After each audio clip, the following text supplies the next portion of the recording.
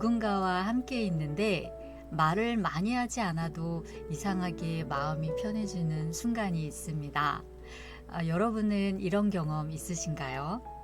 말을 많이 하지 않았는데, 이 사람 내 마음을 아네?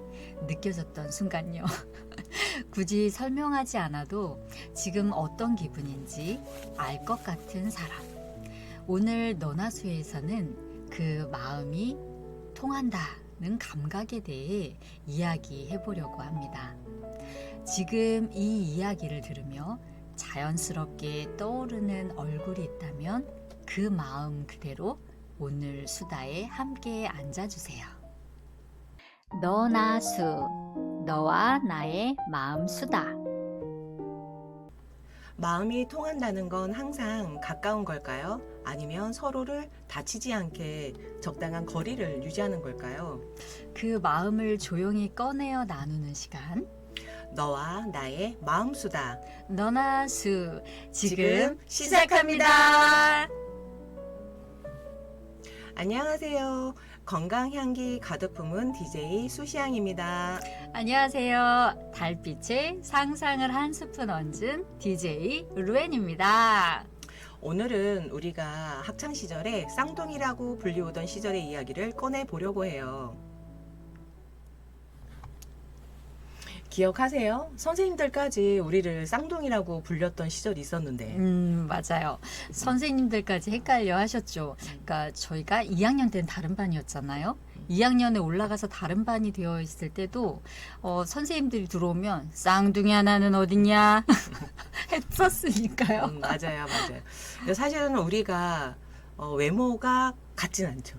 같진 않죠. 같진 않죠. 굉장히 많이 또 달라졌어요. 근데 음. 사실 그때는 조금 비슷한 면도 있었는데 사실은 이제 생각하는 거나 행동이나 그다음에 약간 이런 부분들이 굉장히 좀 비슷해서 선생님도 그다음에 우리 친구들도 우리를 쌍둥이라고 불렀던 것 같아요.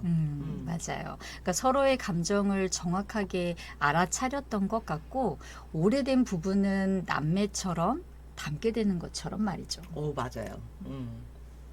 그 시절에는 우리가 야간 자율학습이라고 해서 야자라고 불렸거든요. 밤 11시까지 사실은 늦은 시간까지 공부도 하고 그다음에 도시락도 두세 개를 싸가지고 다니면서 공부했던 시절인데 친구들하고 같이 공부하다가 약간 저희가 조금 심심해진 거죠. 그래서 책상을 끌어와서 둘이 붙여놓고 상담실이라고 써서 아이들은 열심히 공부하는데 저희가 뒤에 교실대에 상담실을 차리고 아이들의 상담을 해주기 시작을 했어요. 뭔 자신감인지 모르겠지만, 네. 뭐 아이들 성적, 아이고 지들이나 잘하지. 성적 관리에 관한 이야기, 연애 이야기, 뭐 남자친구도 없으면서. 남자친구도 없으면서 연애 이야기 뭐 등등 가족 이야기 이런 것들을 저희가 이제 상담실이라고 차렸는데 너무 신기했던 게 상담실에 앉아 있었던 아이들도 있었어요.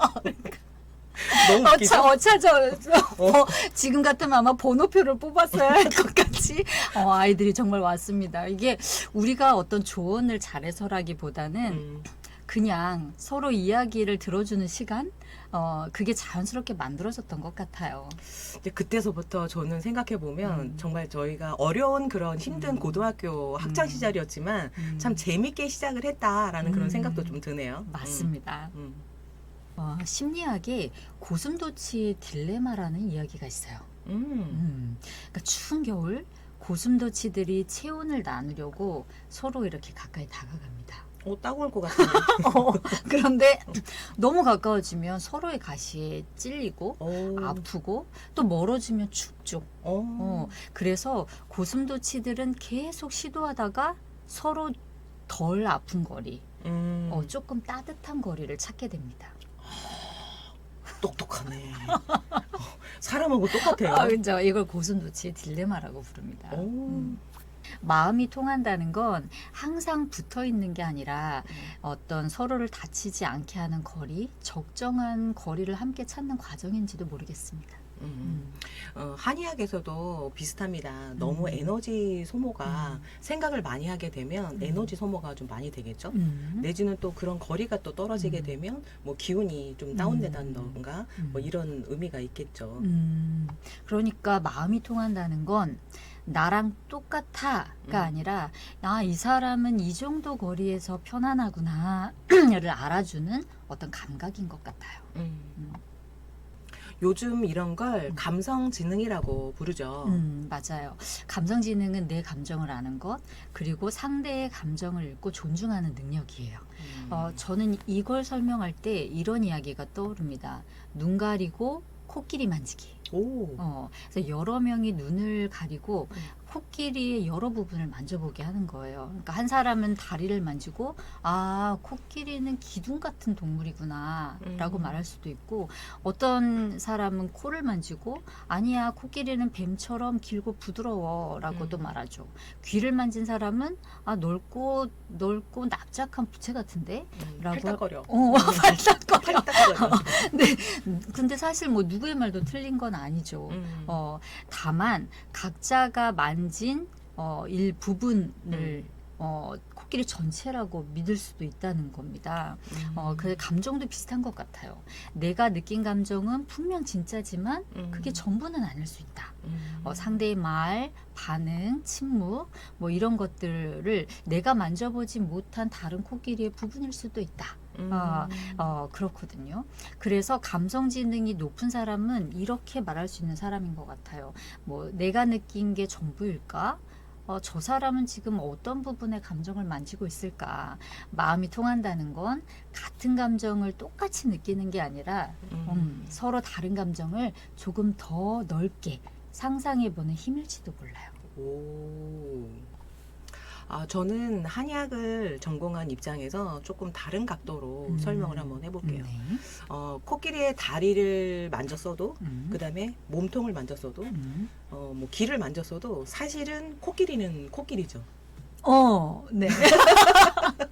코끼리잖아요. 그러니까 사실은 이제 이런 일면을 한의학에서는 사실은 어느 일부를 보고 전체를 또 진단하는 이런 방법도 있기 때문에 예를 들어서 뭐 손톱을 보고 그 사람의 간을 좀 체크를 한다던가 모발의 상태를 보고 뭐 신장 기능을 체크를 한다던가 또 피부를 보고 우리가 이제 폐 건강을 체크하기도 하는데, 신체의 일부의 병변은 인체의 기혈과 음양의 균형에 영향을 미쳐요. 그래서 이런 균형이 깨졌을 때 오장육부의 그런 상태를 반영해 주기도 하는데, 때로는 사람의 그 몸은, 제가 굉장히 좋아하는 말 중에 하나인데, 사람의 몸은 감정을 담는 그릇이다라는 말이 있어요.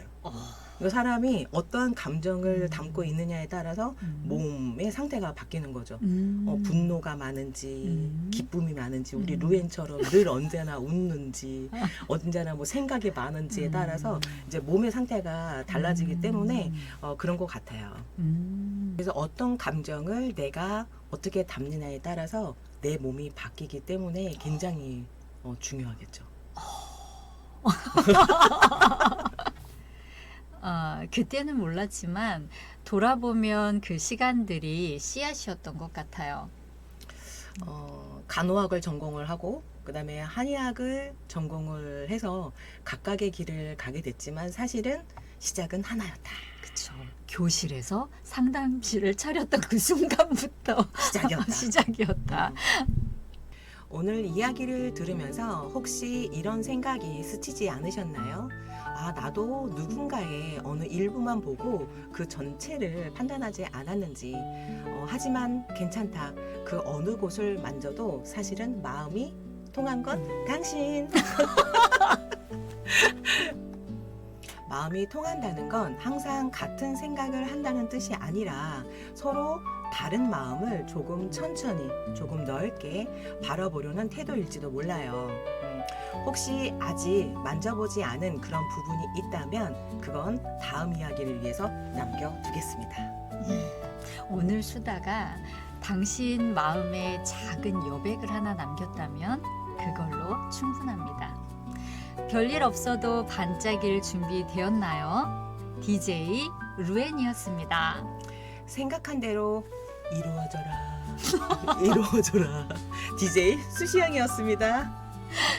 오늘 수다는 여기까지. 너나 수였습니다. 안녕.